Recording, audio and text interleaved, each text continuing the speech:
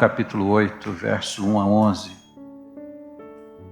Se você estiver do lado de uma pessoa que não tem um exemplar da Bíblia, peço que você divida o seu ou indique um dos exemplares que nós temos atrás dos bancos da igreja.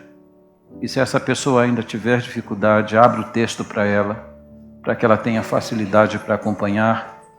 E eu peço que depois que lermos o texto e orarmos, você mantenha a Bíblia aberta em suas mãos para que você possa comparar e acompanhar o texto. A Bíblia diz que os crentes de Bereia, eles eram mais excelentes exatamente por isso, porque eles ouviam os pregadores com a Bíblia aberta. Existem alguns grupos, até ditos evangélicos, em que as pessoas que mantêm o livro aberto durante a pregação são censuradas. Dizem que é preciso confiar no pregador. Por favor, não confie no pregador. Confie na palavra de Deus. E confira no texto, porque o nosso livro-texto é a palavra de Deus. E é a autoridade aqui hoje. Essa é uma passagem que encontra-se entre colchetes e no meio acadêmico diz que esse texto está fora de lugar. Diz que esse texto é um texto lucano e não um texto joanino. Mas não importa. Todos concordam com o fato de que esse evento aconteceu no ministério de Jesus e marcou de uma forma significativa. João capítulo 8, verso 1 a 11. A Bíblia conta essa história bem conhecida nossa. Jesus, entretanto, foi para o Monte das Oliveiras. De madrugada voltou novamente para o templo e todo o povo ia ter com ele e assentados ensinava.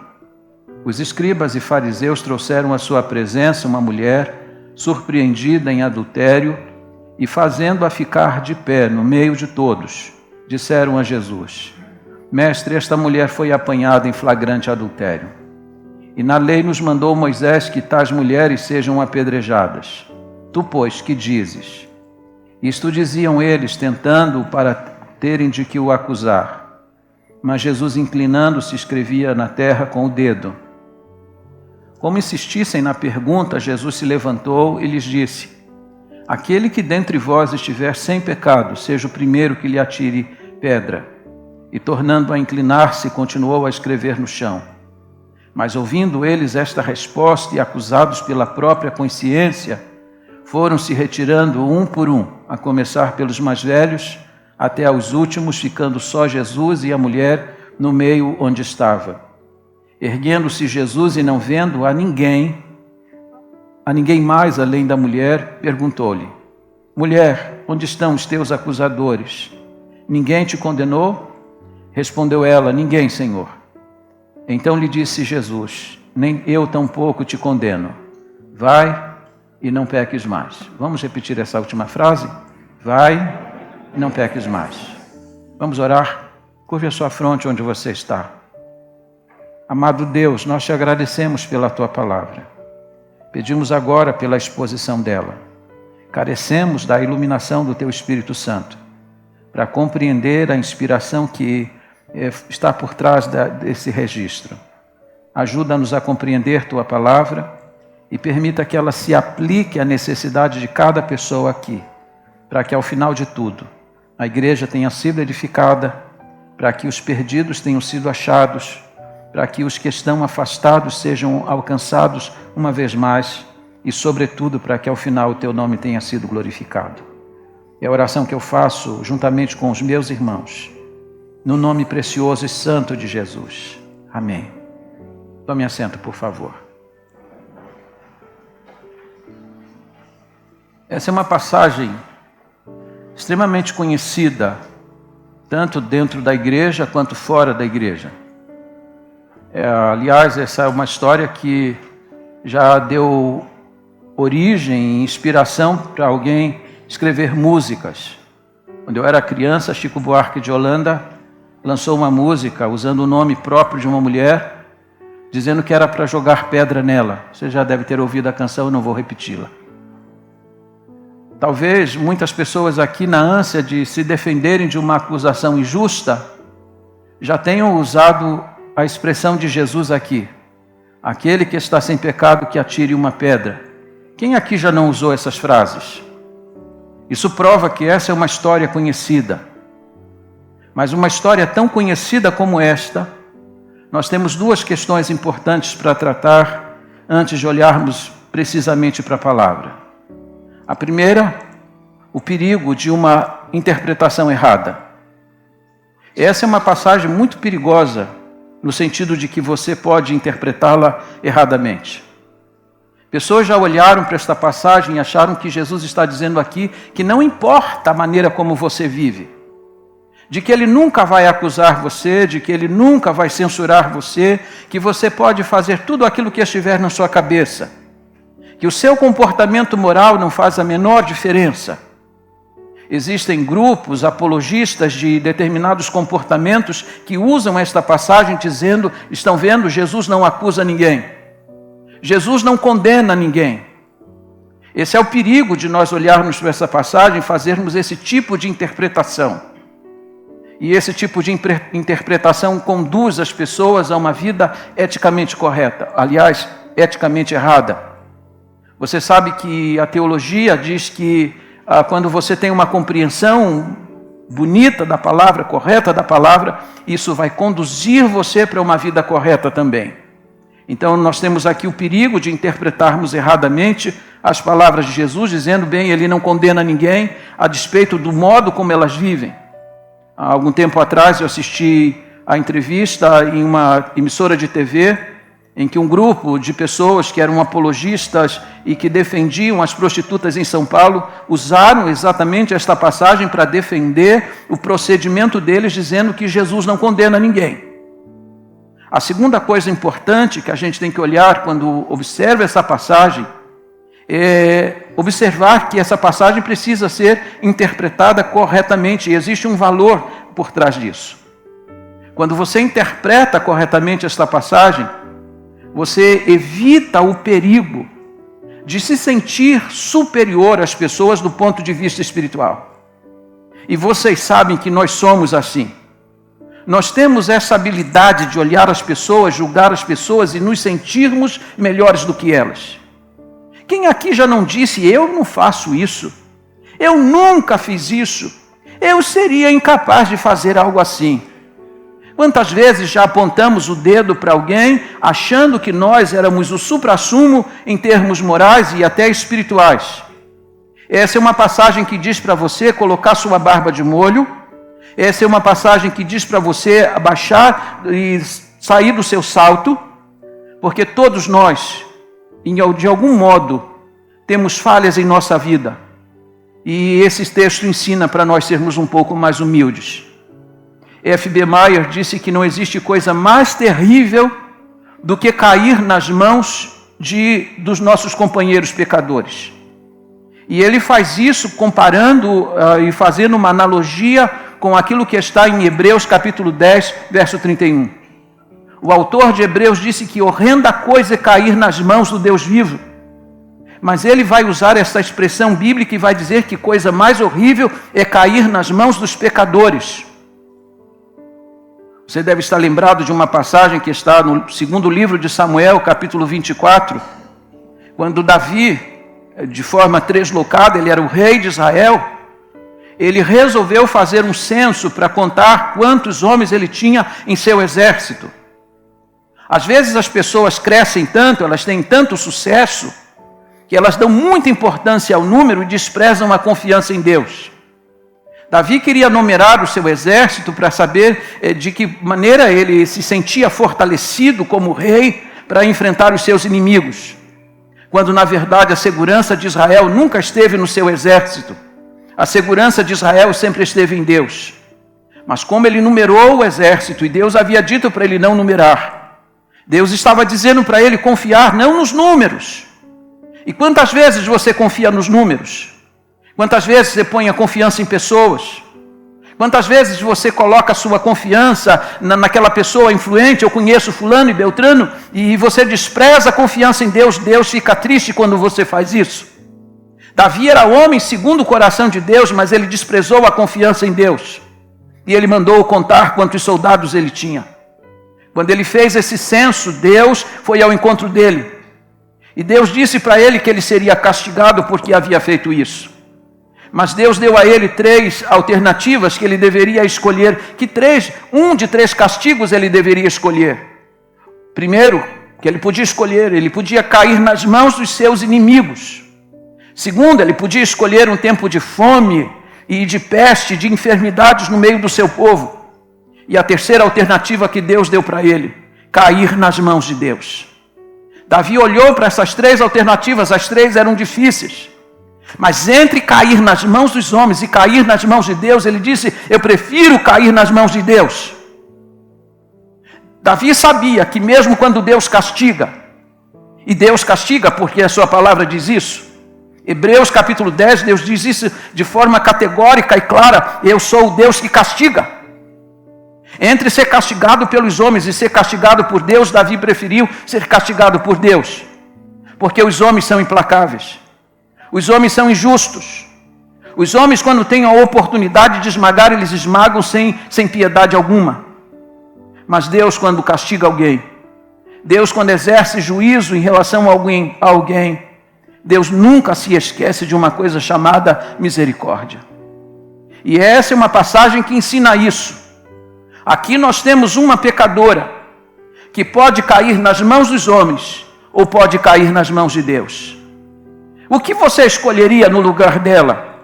Ser julgado pelos homens que estavam ali, que eram tão pecadores quanto ela, ou cair nas mãos de Jesus, o bendito e Salvador, que é puro e santo, mas também cheio de eterna misericórdia? Que escolha você faria? Esse texto da Bíblia vai nos mostrar 3 tipos de atitudes. Ele é regido por essas 3 atitudes. A atitude dos homens, a atitude da mulher e, sobretudo, a atitude de Jesus. E eu peço que você tenha o máximo de atenção, que você abra o seu coração para ler e ouvir esta passagem. E como disse R.C. Sproul, esta é uma passagem que você tem que ouvir com o coração profundamente empático. Se você quiser receber os benefícios desta palavra, você precisa entrar nessa história. Você vai ter que visualizar comigo essa história. E quem sabe mesmo colocar-se no lugar desta mulher. Porque muitas vezes nos falta empatia. Às vezes nós somos indiferentes à dor do outro. Aqui não tem apenas uma pecadora. Aqui tem uma mulher que está precisando de ajuda e de socorro. E Jesus vai estender isso para ela. Vamos olhar cada uma das atitudes. Em primeiro lugar, a atitude dos homens. E aí eu peço que você me ouça um pouquinho mais na leitura do texto, os primeiros versos. Jesus, entretanto, foi para o Monte das Oliveiras. De madrugada voltou novamente para o templo. E todo o povo ia ter com ele assentado os ensinava. Os escribas e fariseus trouxeram à sua presença uma mulher surpreendida em adultério, e fazendo-a ficar de pé no meio de todos, disseram a Jesus: Mestre, esta mulher foi apanhada em flagrante adultério. E na lei nos mandou Moisés que tais mulheres sejam apedrejadas. Tu, pois, que dizes? Há 5 coisas importantes aqui para você olhar comigo. Projeta para mim. Primeiro, a distorção dos homens. Onde que isso aconteceu? A Bíblia diz que isso aconteceu nos átrios do templo. Jesus tinha passado aquela noite lá no Monte das Oliveiras. O que ele fazia lá? Lá era seu lugar de descanso. Lá era seu lugar de oração. Jesus nunca foi negligente aos exercícios espirituais. E ele passou aquela noite orando. Ele sabia o que ia acontecer na manhã seguinte. Ele se antecipou, ele se preparou para aquela hora. Nós muitas vezes somos pegos de surpresa, mas o bendito Salvador nunca o era. Ele sempre estava pronto para as demandas e ele se preparava diante de Deus em oração. Depois de passar aquela noite lá no Monte das Oliveiras, ele desce. E diz a Bíblia que ele se posiciona nos átrios do templo. Um lugar sagrado, um lugar onde aconteciam várias celebrações. E aquele era o lugar que Jesus tinha separado no templo para ser o seu lugar de ensino. O texto diz que Jesus foi para os átrios do templo e se assentou e começou a ensinar. E é importante sempre lembrar que a posição de um mestre, a posição de um rabi, não era em pé como eu estou aqui. Hoje os pregadores vêm ao púlpito, se colocam de pé e falam para a plateia. Naqueles dias os grandes mestres se assentavam e as pessoas se assentavam à sua volta para ouvir o ensinamento dele. E aqui está a grande ênfase do ministério de Jesus, seu ministério de ensino. E Jesus está ensinando. Mas enquanto ele está ensinando, algumas pessoas, alguns homens estão entrando e talvez gritando, chega para lá, tem um bulício, tem um barulho no lugar, eles quebram a atenção do ensino que Jesus está fazendo. Quem está vindo lá? Pessoas religiosas, escribas, fariseus, homens, eivados, cheios de ódio, cheios de maldade no coração. E diz a Bíblia que eles trazem à presença de Jesus uma mulher apanhada em flagrante adultério. A figura que a gente usou aqui para ilustrar o sermão mostra uma mulher vestida. Mas possivelmente essa não era a cena. Aquela mulher foi arrancada da cama despida, provavelmente enrolada num lençol, e ela é trazida à presença das pessoas. Coloque-se no lugar dela. Você já parou para pensar na vergonha que ela sentiu? Você já sonhou algumas vezes, isso não é nem sonho, é um pesadelo, quando você sonha que está nu e tem pessoas olhando para você e você tenta se esconder e nunca consegue? Agora, isso aqui não é sonho, é real. Essa mulher foi colocada diante das pessoas numa posição extremamente constrangedora. Ela está envergonhada. Esses homens estão distorcendo o propósito do templo. Eles estão transformando a casa de Deus um lugar de ensino e de reverência a Deus. Estão tentando transformar aquele lugar para um outro propósito, para julgarem as pessoas, para achatarem as pessoas, para destruírem as pessoas. Os homens são assim. A segunda coisa importante que você deve observar no texto é o equívoco dos homens. Eles não estão apenas transformando o lugar. Eles não estão apenas mudando a função dos atos do templo. Eles estão tentando colocar Jesus numa posição para a qual ele não veio. Eles estão tentando colocar Jesus como juiz. Eles evocam a lei de Moisés. E isso aqui me permita abrir um parêntese com vocês. Muitas vezes nós temos a palavra de Deus na nossa mente. Compreendemos a letra, mas não compreendemos a essência dela em nosso coração. Esses homens recitam a lei de Moisés, mas não são capazes de captar o espírito misericordioso que há dentro dela. Trazem a mulher à presença de Jesus e dizem para Jesus, a lei de Moisés diz isso. E cobram de Jesus um veredito. Querem de Jesus uma sentença que dê final à vida daquela mulher. Eles querem transformar o Salvador num juiz. E querem transformar Jesus num juiz implacável, que mata, que destrói a vida das pessoas. Esses homens estão completamente equivocados na sua questão. A terceira coisa importante é a astúcia desses homens. Diz a Bíblia que eles trazem a mulher à presença de Jesus. E a Bíblia diz que eles fazem isso com extrema malícia. Eles estão procurando uma ocasião contra Jesus. Na verdade, o que eles querem destruir é a pessoa de Jesus.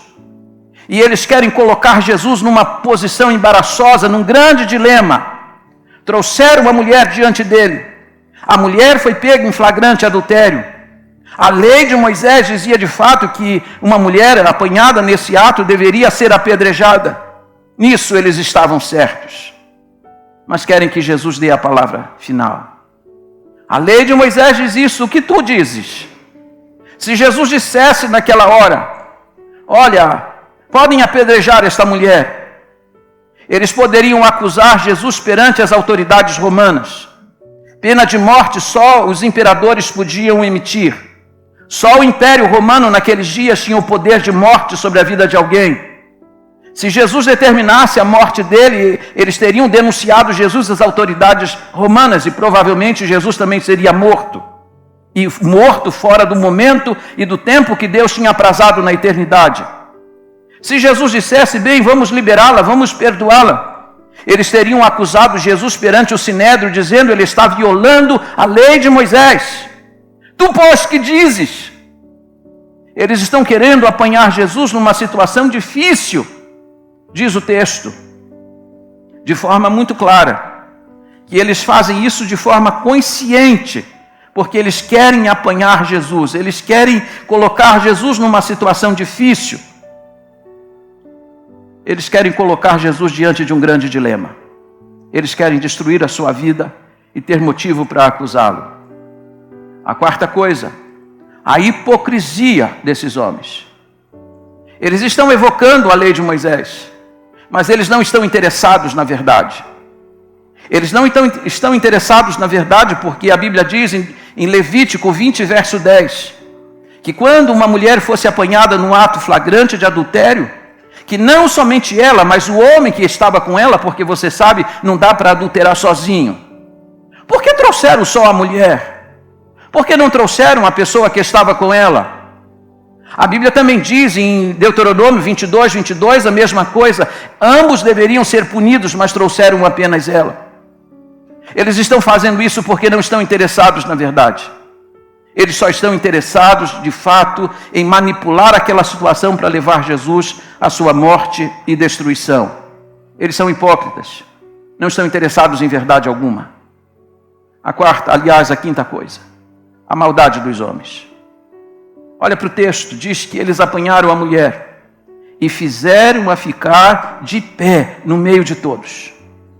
Coloque-se no lugar dela. Arrastado numa situação constrangedora, praticamente despido, talvez enrolado em apenas um lençol. Os átrios do templo estão cheios, está cheio, e a mulher é colocada no centro para que todo mundo fique olhando para ela. Eu fico imaginando que naquela hora a vergonha era tanta que se houvesse um buraco no chão, ela se esconderia dentro dele. Os homens são muito maus. E, infelizmente, muitas vezes nós somos assim. Nós somos habilidosos para apontar o dedo e julgarmos as pessoas, porque, de fato, nós muitas vezes nos sentimos melhores do que elas. Por isso que Davi estava muito certo.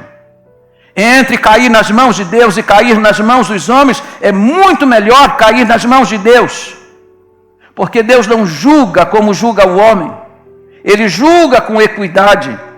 Ele julga com justiça, mas quando ele julga alguém, ele nunca se esquece da bondade, da sua misericórdia para com aquele que está precisando.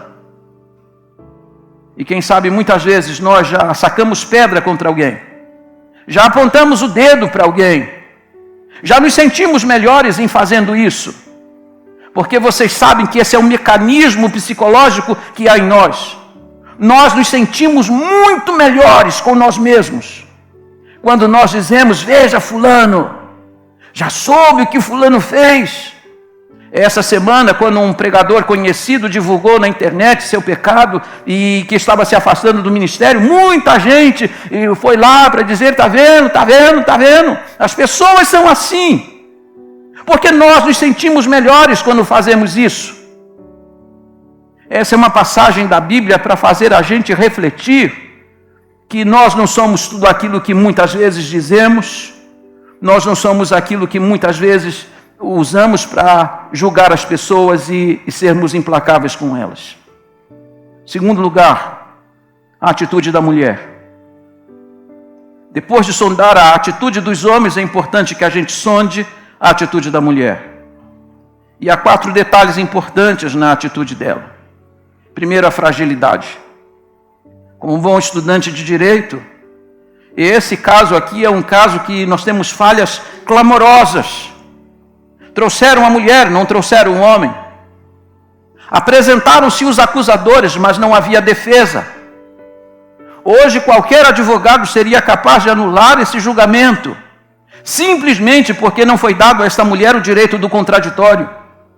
Simplesmente porque não foi dado a ela o direito de defesa. Ela não tinha um representante, ela não tinha alguém para falar por ela. Ela estava completamente frágil. Só havia dedos apontados para ela. Só havia olhares cheios de ódio para ela. Só havia acusadores para ela. Ela estava frágil. A segunda coisa que você precisa olhar na atitude desta mulher é a sua humildade. Já observaram que em nenhum momento ela se defende? Já observaram que em nenhum momento ela lança a culpa sobre os outros? Já observaram que ela não acusa as pessoas que estão apontando o dedo para ela? Porque possivelmente ela conhecia a história de muita gente que estava ali à sua volta, apontando o dedo, dizendo que você fez isso, você fez aquilo, e ela deve ter olhado aquela gente e disse, pois eu também sei que você já fez isso, já fez aquilo. Ela poderia ter feito, mas ela não fez. Ela se calou diante da acusação de todos. Ela não se defendeu. E também não lançou desculpas sobre aquilo que ela havia feito. Ela simplesmente recebeu a acusação e assimilou a acusação que estava sendo feita contra ela. Ela manifestou bastante humildade.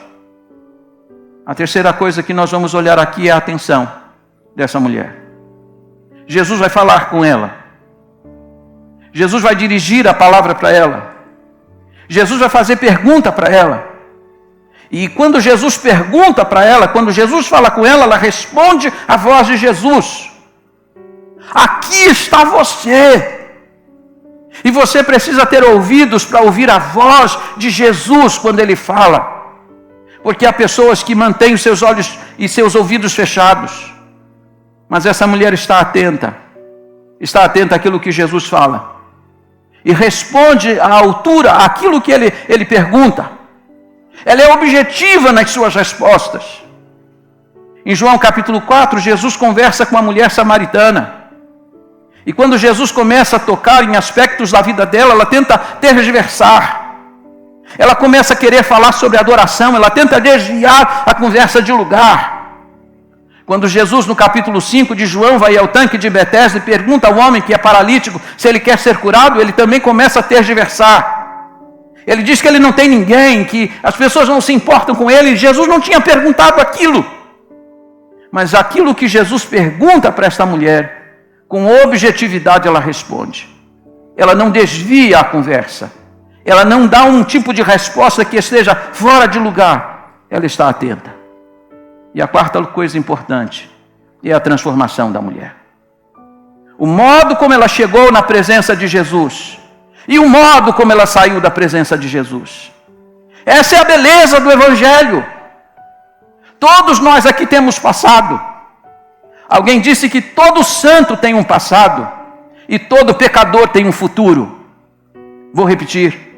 Todo santo tem um passado e todo pecador tem um futuro.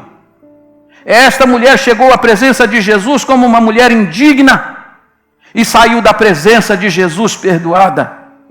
Chegou à presença de Jesus condenada e saiu da presença de Jesus absolvida. Entrou na presença de Jesus condenada à morte e saiu da presença de Jesus com a expectativa de viver uma vida nova. Isso é o que Jesus tem para nós. Se não fosse Jesus na minha vida, talvez eu não estivesse vivo agora. Talvez eu não estivesse aqui agora. Jesus vai levantar essa mulher do seu monturo, vai resgatar a vida dela do meio da sua tragédia. Jesus é aquele que transforma e que levanta. Terceiro e último lugar, vimos a atitude dos homens, a atitude da mulher. Porém, mais importante do que sondar a atitude dos homens e da mulher é sondar a atitude de Jesus. O que Jesus faz? Olha comigo, 5 aspectos aqui importantes. Primeiro, a escrita de Jesus. Muitos livros já foram escritos a respeito de Jesus. Boa parte da minha biblioteca em casa versa sobre a pessoa de Jesus. O curso teológico que fazemos em São Paulo, boa parte dele versa sobre a pessoa de Jesus. As bibliotecas do mundo inteiro estão cheias de livros sobre a pessoa de Jesus e nunca se esgotará a pessoa dele. Mas quantas vezes você vai ler na Bíblia que Jesus escreveu alguma coisa? Esse é o único texto da Bíblia que diz que Jesus escreveu. Muitos escreveram a respeito dele, mas ele só escreveu uma vez. E ele vai escrever neste episódio. A Bíblia diz que como os homens estão acusando a mulher, Jesus, em vez de responder à acusação ou dar um veredito, ele se curva e começa a escrever com seu dedo no chão. Muitas perguntas já foram feitas sobre isso. O que Jesus teria escrito ali? R.C. Sproul disse que Jesus devia escrever coisas assim: agiota! E aí quando ele escreveu o agiota, aquele homem que negociava dinheiro a juro, foi se retirando. Adúltero! E aí aquele que adulterava se retirava. A gente não pode fazer esse tipo de afirmação. O padrão de Charles Haddon Spurgeon é esse: onde a Bíblia não tem voz, nós não devemos ter ouvidos, não devemos conjecturar. Eu não vou aqui ficar supondo que Jesus escreveu, mas eu sei que ele escreveu. E sei que ele escreveu com algum propósito. E sei que aquilo que ele escreveu teve alguma repercussão na mente e no coração daquelas pessoas que estavam à sua volta. Talvez a melhor explicação para o fato de Jesus ter escrito com o dedo tenha sido de Warren Wiersbe. Ele disse que possivelmente Jesus está escrevendo com o seu dedo, porque Deus escreveu a sua lei também com o seu dedo. O decálogo, os 10 mandamentos, Deus escreveu com o seu dedo naquelas tábuas. Jesus está escrevendo com o seu dedo, manifestando a todos naquele lugar que ele tem autoridade de Deus para falar e para perdoar pecados naquele lugar. Ele está escrevendo. Alguns dizem que ele está simplesmente escrevendo a esmo, para que o clima amenize, para que a fúria dos homens seja aplacada, mas eu não penso nisso. Ele está escrevendo com um propósito. Segundo lugar, o confronto de Jesus. Diz o texto que aqueles homens estão insistindo. Diz o texto como insistissem. Eles querem uma palavra, mas eles já sabem que palavra eles querem ouvir. Eles querem que dos lábios de Jesus saia uma palavra de morte. Mas como eles insistem, Jesus se levanta e dá essa palavra: aquele dentre vós que está sem pecado, seja o primeiro que lhe atire pedra. E é curioso o que diz a Bíblia. A Bíblia diz que cada um, redarguido, exortado pela sua própria consciência, a palavra de Jesus naquela hora se embrenhou na mente e no coração daquelas pessoas. Ouça o que eu vou lhe dizer. Quando Jesus andou neste mundo como homem, ele andou. Mas quando Jesus falou como Deus, ele falou. E quando ele falou, a palavra de Deus entrou no coração daqueles homens como uma flecha. Diz a Bíblia que eles foram atingidos na consciência. Aquela palavra de Jesus trouxe à tona toda a maldade, tudo aquilo que eles haviam feito no passado. E não houve um com coragem de atirar uma pedra. A Bíblia diz que a começar dos mais velhos, cada um foi soltando a sua pedra e se foi se retirando do lugar. Graças a Deus quando a consciência de alguém responde. Triste é quando a consciência fica tão fechada, tão obscurecida, tão anestesiada que nem mesmo diante da palavra ela responde. Se há alguma coisa boa nesses homens maus, é exatamente isso. A consciência deles respondia diante da palavra de Jesus. Eles vão se retirando. O confronto de Jesus foi extraordinário. Aqueles homens estão envergonhados pelos seus próprios pecados, ainda que não fossem capazes de declará-lo. Terceira coisa, a insistência de Jesus. Jesus novamente se curva para escrever.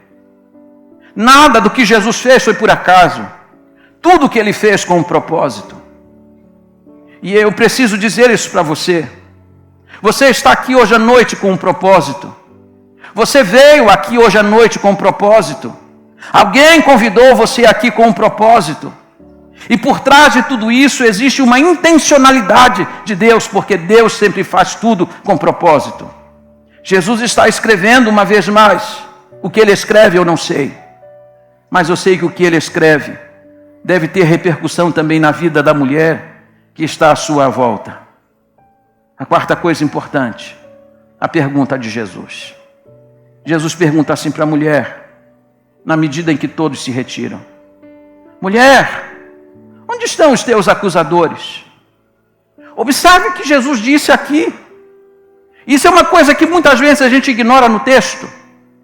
Ele não disse: adúltera, onde estão os teus acusadores? Ele não disse: pecadora, onde estão os teus acusadores? O que ele disse? Mulher. E mulher, nesse texto, é uma palavra respeitosa. Lembra quando Jesus estava na cruz do Calvário? E dirigindo-se a Maria, ele disse: mulher, eis aí teu filho. Há pessoas que imaginam que Jesus foi desrespeitoso com a sua mãe, mas ele estava sendo respeitoso, porque mulher, nesse contexto, significa minha senhora. É isso que Jesus está dizendo para ela. As pessoas diminuem você. As pessoas põem rótulo em você. Jesus não faz isso. Jesus trata você com respeito. Minha senhora, onde estão os seus acusadores?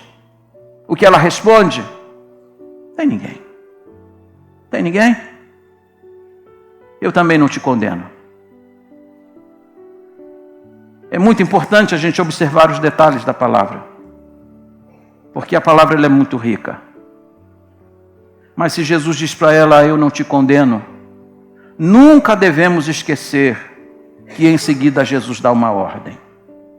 O problema dessa passagem é que as pessoas querem ir até o momento em que Jesus disse: eu não te condeno. Ah, ninguém te condenou, eu também não te condeno. Mas se esquecem que esta palavra tem um complemento.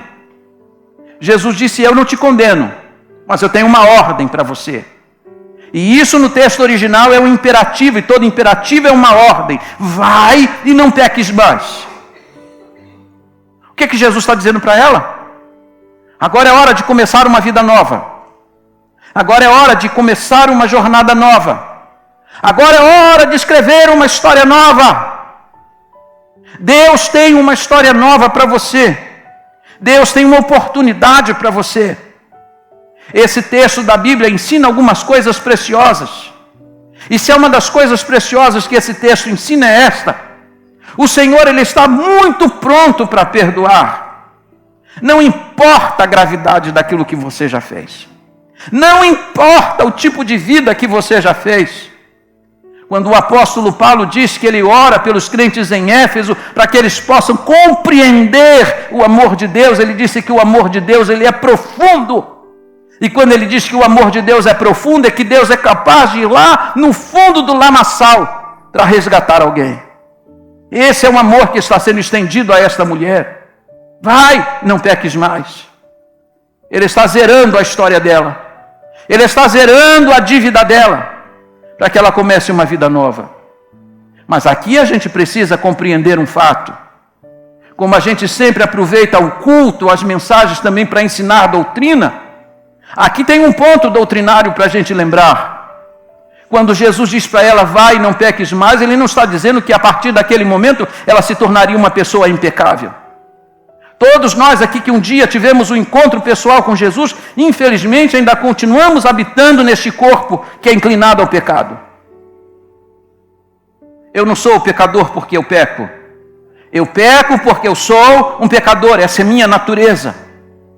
Quando a Bíblia diz: vai, não peques mais, não está dizendo que nunca mais ela ia pecar. O que Jesus está dizendo para ela é que sua dívida estava sendo cancelada. E que agora ela tinha a oportunidade de viver uma vida nova. E de que ela não ia incorrer mais naquele tipo de pecado. De que agora a vida moral e espiritual da vida dela estaria sendo completamente restaurada. E aqui eu preciso terminar o sermão de hoje à noite. E eu vou concluir com 3 palavras. Primeiro, a privação dos homens. Quero lembrar a você que na presença de Jesus foi colocada uma mulher, mas na presença de Jesus também estavam os homens.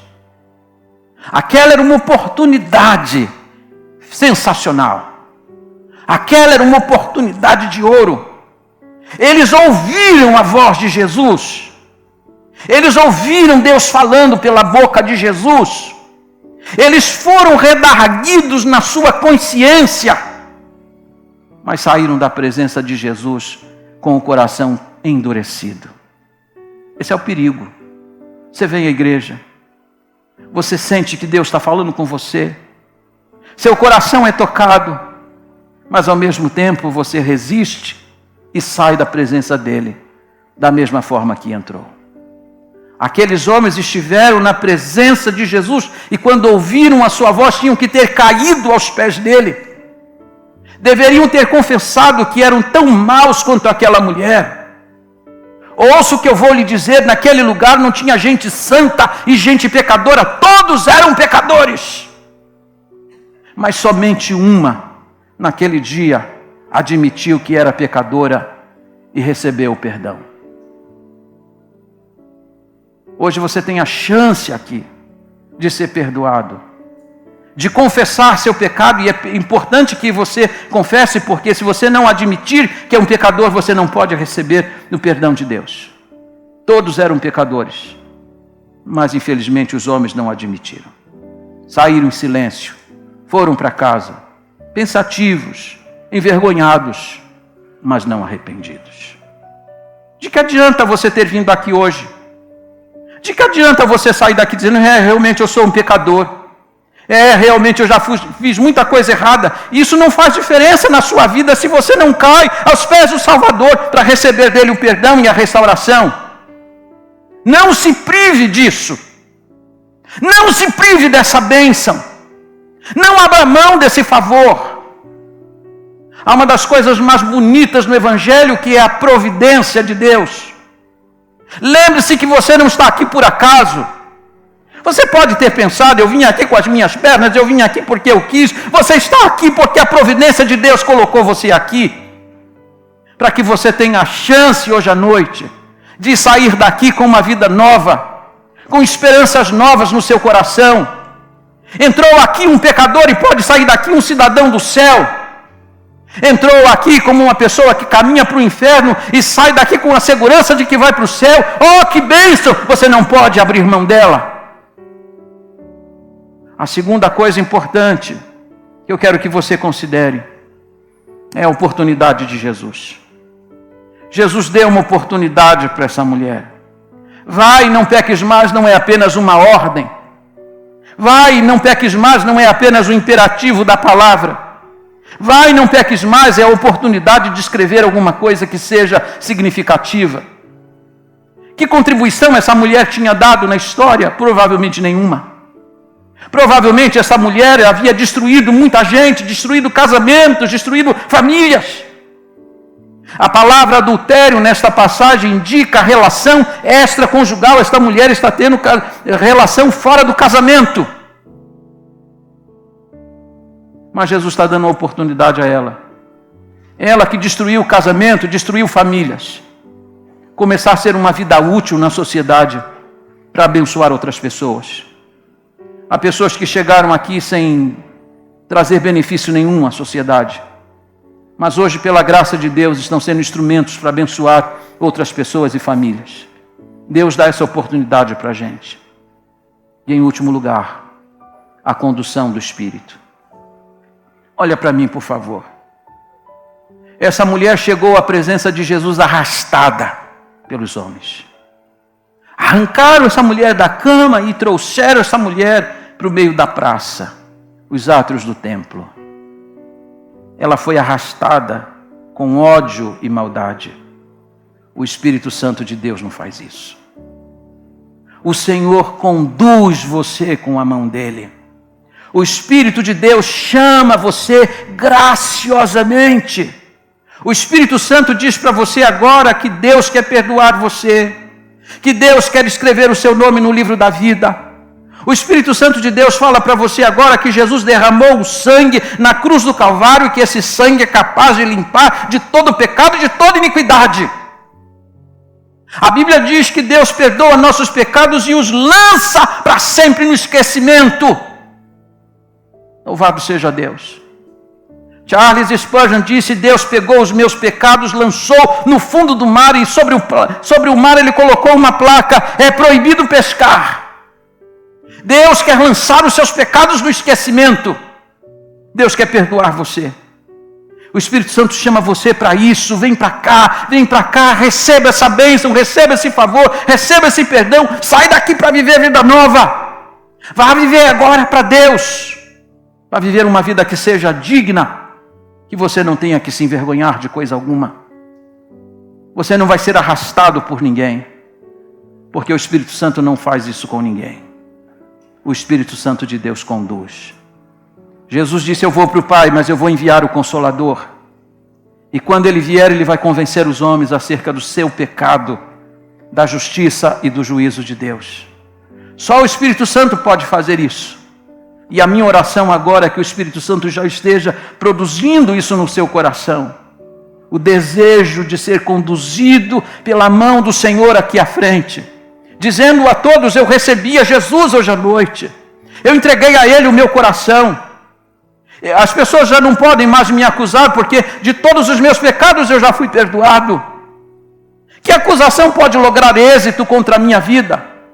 Nem mesmo Satanás vai poder acusar você sobre o seu passado, porque o seu passado poderá hoje ser encravado na cruz do Calvário, porque o escrito de dívida foi cravado lá.